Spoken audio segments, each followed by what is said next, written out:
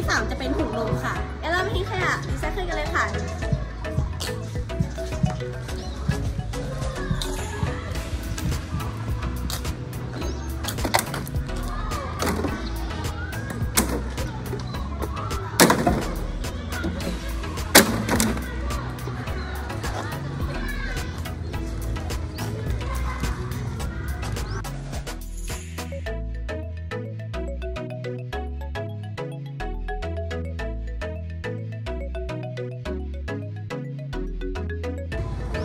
แต่ว่าตอนนี้นะคะเราพบปัญหาก็คือการที่เพื่อนของเราเนี่ยกินนมไม่หมดค่ะทำให้เกิดการเน่าบูดหรือว่ากลิ่นที่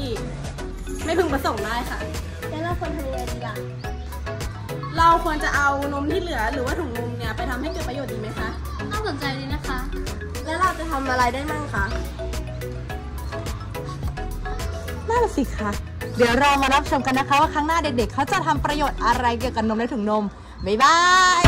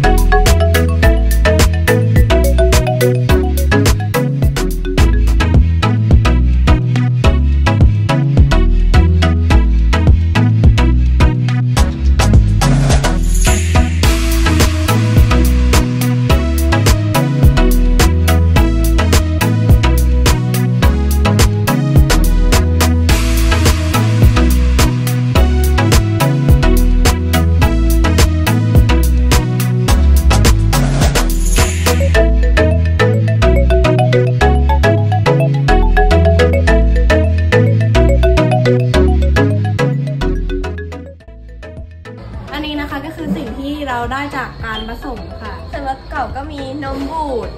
M100 ผงชูรสแล้วก็น้ำเปล่าค่ะ